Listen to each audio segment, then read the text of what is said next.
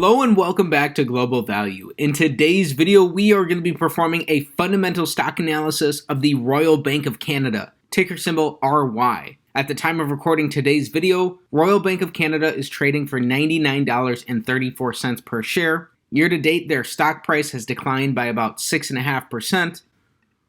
Over the past year, they're down 4.5%. Going back 3 years, they're up 8.5% compounded annually, however. Over 5 years, they're up 6% compounded annually. Over 10 years, that's about the same. And going back prior to the global financial crisis, Royal Bank of Canada has compounded at a rate of 8% compounded annually over the past 17 and a half years. Keep in mind that this is not including dividends. So Royal Bank of Canada is trading snugly between their 52-week high and low. They're about $9 over their 52-week low right now. The company is a large business. In Canadian dollars, they have a $177 billion market cap, and in US dollars, that's about $139 billion USD. So for some background about the business, Royal Bank of Canada is one of the two largest banks in Canada. It is a diversified financial services company offering personal and commercial banking, wealth management services, insurance, corporate banking, and capital market services. The bank is concentrated in Canada, with additional operations in the United States and other countries. The company was founded in 1864 and is headquartered in Toronto, Canada. For today's fundamental analysis, we're going to be using our very own 10 Towers banking stock analysis, taking a look at 10 key financial metrics for banks. This type of analysis came about as a result of me not being able to find a holistic and beginning analysis for banks, using inspiration from the 8-pillar analysis popularized by Everything Money, to check out publicly traded banks. So let's get right into it. So starting off with tower number 1, we want their average PE over the past 5 years to be below 12.5 to be trading in line with the banking sector's overall historical averages.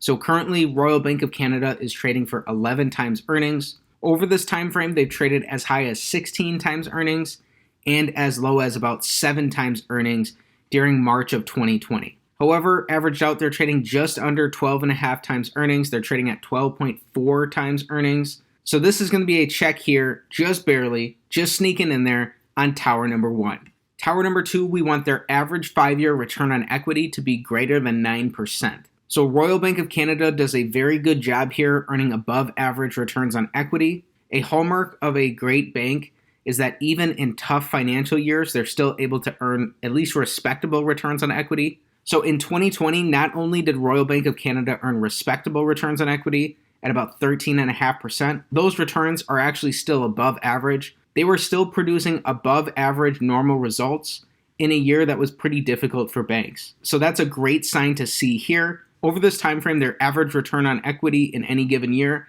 is 15.5%. So this is a check here, a strong showing on their returns on equity for Royal Bank of Canada here on tower number 2. Tower number 3, we're looking for 5-year revenue growth. Royal Bank of Canada has grown revenues from $30.5 billion US dollars in 2017 up to about $40.5 billion in 2021. So this is going to be a check here with their revenues going up. Tower number 4, we're looking for 5-year net income growth. Here, they've grown net incomes from $8.9 billion in 2017 up to just under $13 billion in 2021. So a strong increase in revenues here. Over this time frame, in an average year, Royal Bank of Canada is producing about $10 billion of earnings. So this is going to be important because banks, unlike other businesses, are not going to be valued based on their free cash flows. They're actually going to be valued on their ability to produce earnings. So we're going to be using that metric later on in our analysis. So put that in the bank for now, but this is a check on tower number 4. Tower number 5, we're looking for 5-year deposit growth. Royal Bank of Canada has grown deposits from $612 billion US dollars in 2017 up to $889 billion in 2021. This is another check on tower number 5, and so far through 5 towers, we've got 5 checks. We're starting strong here. Next up, tower number 6, we're looking for decreasing shares outstanding. When you purchase a share of stock, what you're really buying is a fractional ownership percentage in that underlying business. When a business is buying back shares and decreasing the amount of stock that they have outstanding, they're increasing your ownership percentage of the business, which ultimately increases the percentage of the business's profits that you're going to be entitled to without you having to spend a dime. So over this time frame, Royal Bank of Canada has decreased their shares outstanding by about 3.3%. So not huge buybacks, but some buybacks nonetheless. So this is a check here on tower number 6. So getting checks on both tower number 5 and tower number 6 are really important. With their overall deposits going up and their share count going down, that's signaling to us a strong deposit per share growth, which is another very key metric for banks. Overall, on towers 5 and 6, we're seeing a very promising sign here for Royal Bank of Canada. We're still perfect through 6 towers.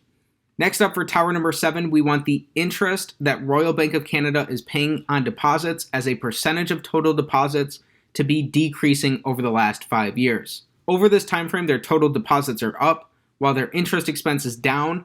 So this is going to be a check here. Their interest expenses are going to depend in part on the overall central bank's interest rates.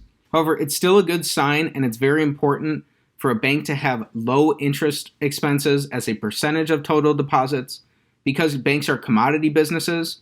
So having this low interest cost is one of the best ways that banks can get this lowest producer cost advantage, which is incredibly important in commodity businesses. So this is yet another strong sign to see here on tower number 7. Tower number 8, we want their non-interest expenses as a percentage of total deposits to be decreasing over this time frame. This is going to help us measure how efficiently the bank is being run overall, as these non-interest expenses are going to take into account things like overhead. We would rather own businesses that are operating more efficiently over time, and this is a way to help us understand whether this is the case or not for a bank. So both their total deposits and their non-interest expenses are up over this time frame, so we're going to have to do some math here.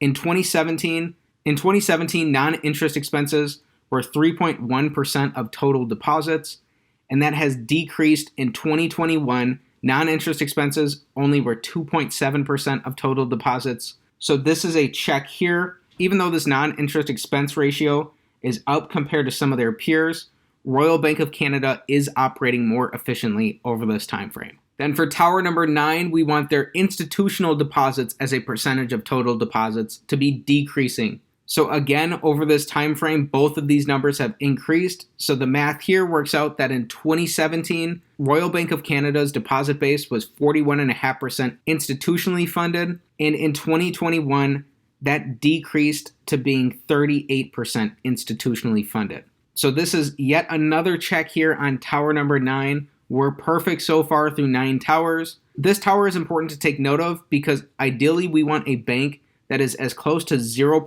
institutionally funded as possible. The reasons being are that it minimizes some level of systemic risk, and it's harder for blocks of retail funded deposits to leave a bank than it is for blocks of institutional deposits. So this is really a key banking safety metric. One thing that's incredibly important to note about Canadian banks overall is that they have much higher levels of institutional deposits than their American peers.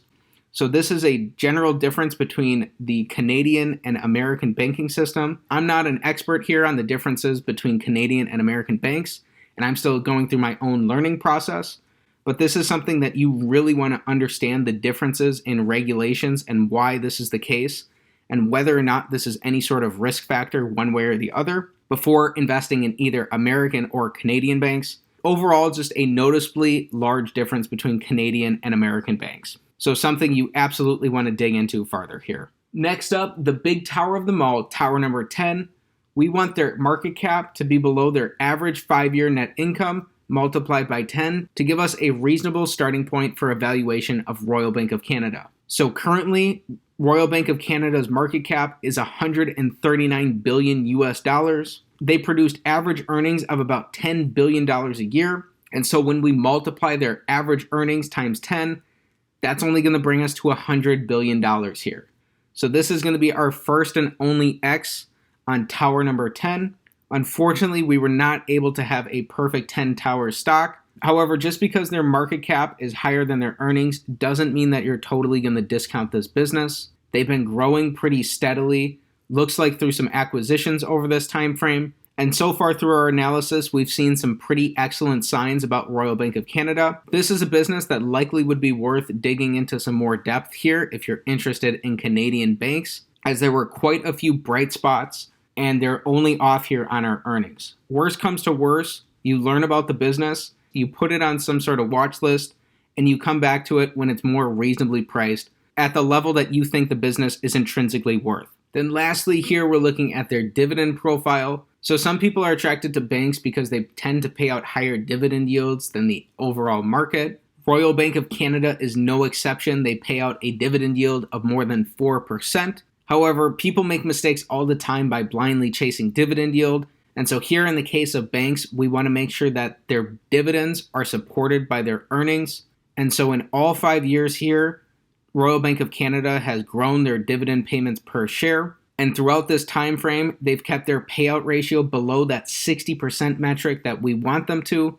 And they've been able to grow their earnings. In the most recent year, they only paid out 40% of their earnings as dividends. So this is a sign of a healthy and sustainable dividend. It's good that they're not overextending themselves with too high of a dividend payout ratio. And it looks like they're exercising a decent level of prudence with their dividend payments. So while this is a snapshot of the past 5 years, you could reasonably expect payout ratios like this to continue. That doesn't necessarily mean that they're going to be able to keep growing their dividends per share forever, but it looks like they have a pretty reasonable capital allocation plan for their dividend payments. In summary, Royal Bank of Canada has very strong fundamentals. They're currently trading just below what we want them to be for average earnings. They earn high returns on equity, even in down years. Their revenues and earnings are up over this time frame. They've also exhibited some nice deposit per share growth. The bank is operating more efficiently. They have a lower cost producer advantage by paying less interest on their total deposits, and they're decreasing the percentage of deposits that are institutionally funded. Plus, the bank is pretty sensible when it comes to their dividend payments.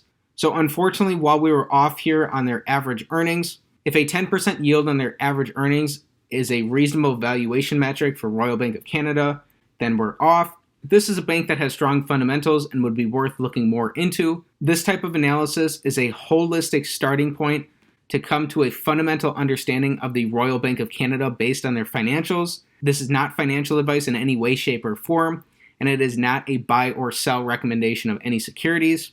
Please consult with the appropriate financial professionals before making any sort of investment decision. And please do your own homework. Come to your own independent conclusions on any business that you're interested in. And ultimately, as value investors, we want to be understanding the businesses that we're researching as if we owned 100% of the company, knowing all the ins and outs of the business, and really understanding the overall essence of the business. So with that said, that's it for today's fundamental stock analysis of Royal Bank of Canada, ticker symbol RY.